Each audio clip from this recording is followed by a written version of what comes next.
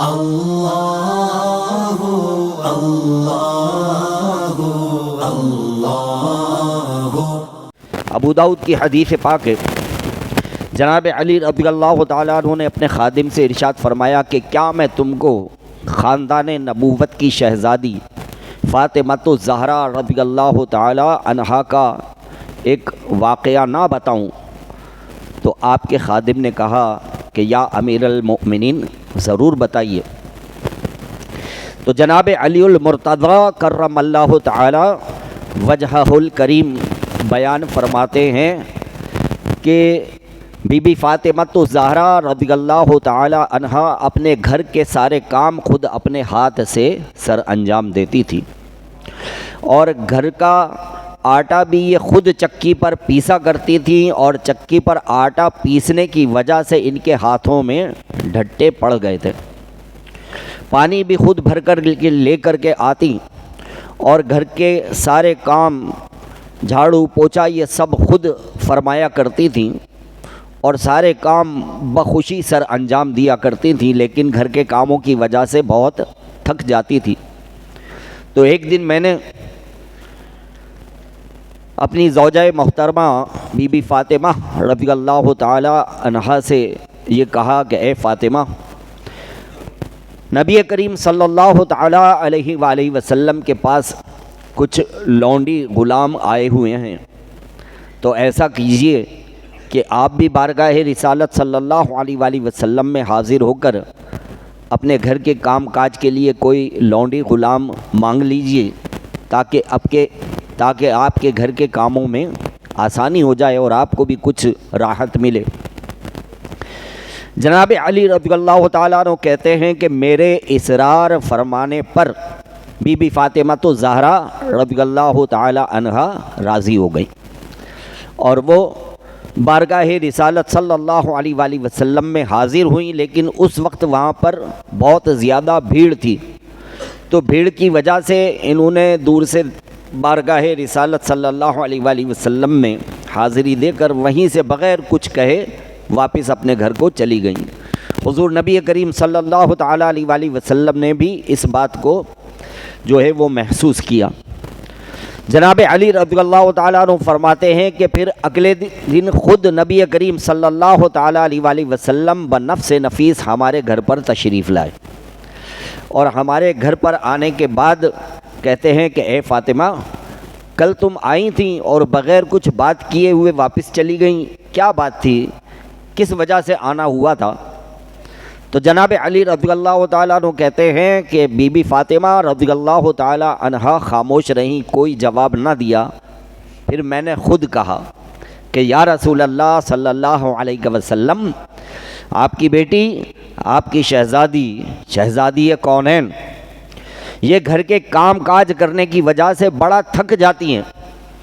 تو میں نے خود ان کو کہا تھا اور اصرار کیا تھا کہ آپ جا کر بارگاہ رسالت صلی اللہ علیہ وآلہ وسلم میں حاضر ہو کر کوئی لونڈی غلام مانگ لیجئے اور گھر کے کام کاج کے لیے لے آئیے، تاکہ آپ کو گھر کے کام کاج کرنے میں آسانی ہو اور آپ کو کچھ راحت ملے۔ تو نبی کریم صلی اللہ تعالیٰ علیہ وآلہ وسلم ارشاد فرماتے ہیں، بیٹی فاطمہ،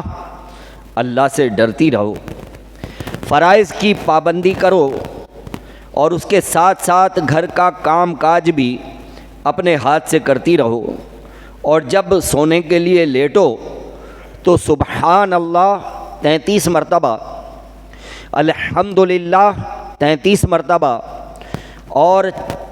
اللہ اکبر 34 مرتبہ پڑھ لیا کرو، یہ تمہارے لیے خادم سے بہتر ہے۔ بی بی فاطمہ رضی اللہ تعالی عنہا بارگاہ رسالت صلی اللہ علیہ وآلہ وسلم میں عرض کرتی ہیں کہ یا رسول اللہ صلی اللہ علیہ وسلم، میں اللہ عز و جل اور اس کے رسول سے راضی ہوں۔ ابو داؤد شریف کی یہ حدیث پاک ہے، اور اس میں مسلمانوں کے لیے، خاص طور پر مسلمان عورتوں کے لیے بڑا زبردست درس ہدایت ہے۔ پہلی بات تو یہ کہ بی بی فاطمہ رضی اللہ تعالی عنہا کیا مقام و مرتبہ اللہ تبارک و تعالی نے ان کو عطا فرمایا ہے۔ سیدۃ النساء فی الجنہ، تمام جنتی عورتوں کی سرداری کا منصب اور مقام ان کو دیا گیا ہے، پنجتن پاک میں شامل ہیں، نبی کریم صلی اللہ تعالیٰ علیہ وآلہ وسلم کی لخت جگر ہیں، لیکن اتنا مقام و مرتبہ ہونے کے باوجود اپنے گھر کے سارے کام یہ خود کیا کرتی تھی، اپنے سارے گھر کے کام کاج یہ اپنے ہاتھ سے سر انجام دیا کرتی تھیں، اور مسلمان عورتوں کو اپنے گھر کے کام کاج کرنے میں ذرا بھی جو ہے وہ لاج نہیں کرنی چاہیے، اور اپنے گھر کے کام کاج خوشی خوشی ادا کرنے چاہیے۔ بڑا زبردست اللہ تبارک و تعالیٰ نے اس میں اجر و ثواب رکھا ہے۔ اب آئیے ایک حدیث پاک میں آپ کی خدمت میں عرض کرتا ہوں۔ جب جہاد کا حکم آ گیا اور مسلمان مجاہدین اللہ تبارک و تعالیٰ کی راہ میں جہاد کرتے تھے، بڑی سختیاں برداشت کرتے، سفر کی صعوبتیں ہوتی، کفار کے ساتھ قتال کرتے،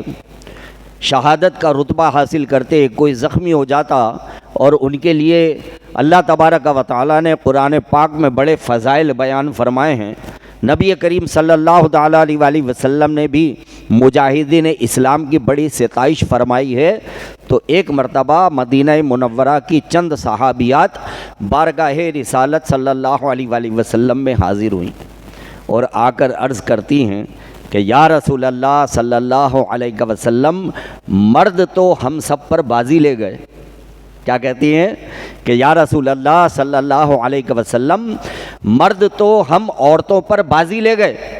تو سرکار نے ارشاد فرمایا کہ یہ بات تم نے کیوں کہی؟ تو عرض کرتی ہیں کہ یا رسول اللہ صلی اللہ علیہ وسلم، مرد اللہ تبارک و تعالیٰ کی راہ میں جہاد کرتے ہیں، کفار کے ساتھ قتال کرتے ہیں، سفر کی صعوبتیں برداشت کرتے ہیں، اور جام شہادت بھی نوش کرتے ہیں، اور ہم عورتیں جو ہیں وہ اس سعادت سے محروم رہ گئیں، اور ہم جو ہے اس سعادت سے پیچھے رہ گئیں، تو مرد جو ہے وہ ہم عورتوں پر بازی لے گئے۔ تو پیارے آقا صلی اللہ تعالیٰ علیہ وآلہ وسلم نے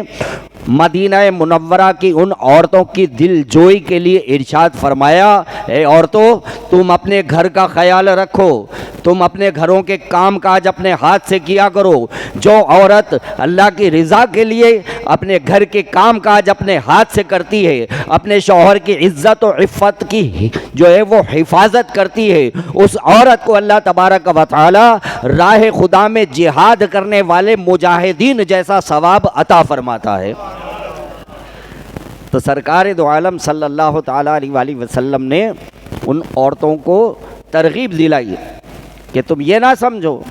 کہ تم جو یہ گھر کے کام کاج کرتی ہو تو اس کا کوئی فائدہ نہیں ہے، نہیں، بڑا اس کا اجر و ثواب ہے۔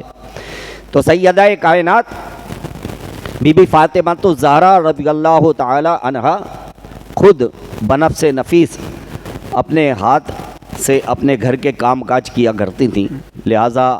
فی زمانہ ہماری ماؤں بہنوں کو بھی چاہیے کہ وہ گھر کے کام کاج کرنے میں جو ہے وہ شرمایا نہ کریں، نہ سستی کیا کریں، بلکہ اللہ کی رضا کے لیے اور حصول ثواب کے لیے اپنے گھر کے کام کاج کیا کریں۔ اس میں بہت زیادہ دین و دنیا اور آخرت کی برکتیں اور بھلائیاں ہیں۔ دوسری بات، فی زمانہ آج کل ذرا کچھ ماڈرن قسم کے جو لوگ ہیں نا، اور کچھ زیادہ ہی عقل ان کی جو ہے وہ ڈیڑھ ہوشیاری میں آ جاتی ہے۔ تو بعض لوگ جو تسبیحات پڑھ رہے ہوتے ہیں، کاؤنٹر تسبیح وغیرہ پڑھ رہے ہوتے ہیں، یا دانے والی تسبیح پڑھ رہے ہوتے ہیں، اور یہ میں اپنے مشاہدے کی بات آپ کو بتا رہا ہوں، کوئی مطلب سنی سنائی بات نہیں ہے، یہ میں نے خود اپنے مشاہدے میں یہ اس کو دیکھا ہے۔ تو کہتے ہیں کہ بھائی اللہ تعالیٰ تو بے شمار تم کو عطا فرماتا ہے اور تم گن گن کے شمار کر کر کے اللہ کا ذکر کرتے ہو، تو یہ کیوں کرتے ہو بھائی؟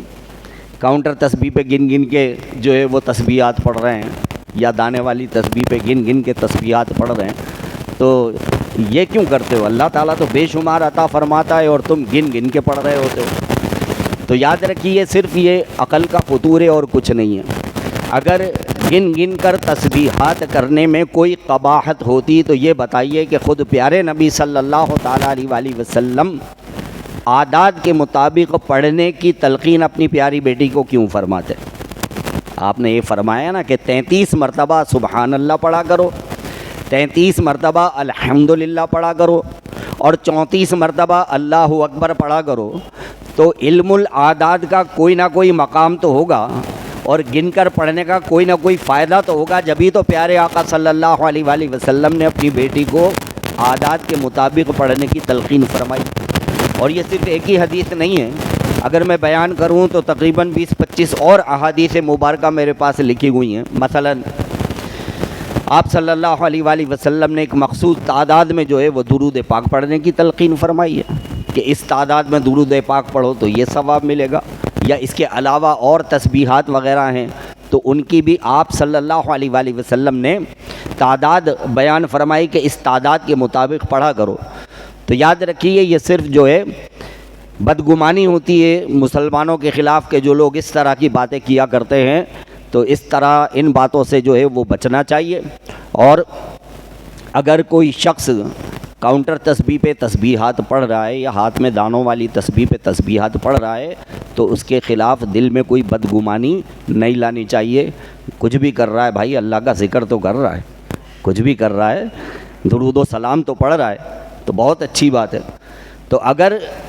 تعداد کے مطابق گن کر پڑھنے میں کوئی قباحت ہوتی تو پیارے نبی صلی اللہ علیہ وآلہ وسلم کبھی اپنی پیاری بیٹی بی بی فاطمہ الزہرا رضی اللہ تعالی عنہا کو یہ تعداد گن کر پڑھنے کی تلقین نہ فرماتے. تو لہذا پڑھنا چاہیے. اس کو تسبیح فاطمہ کہتے ہیں.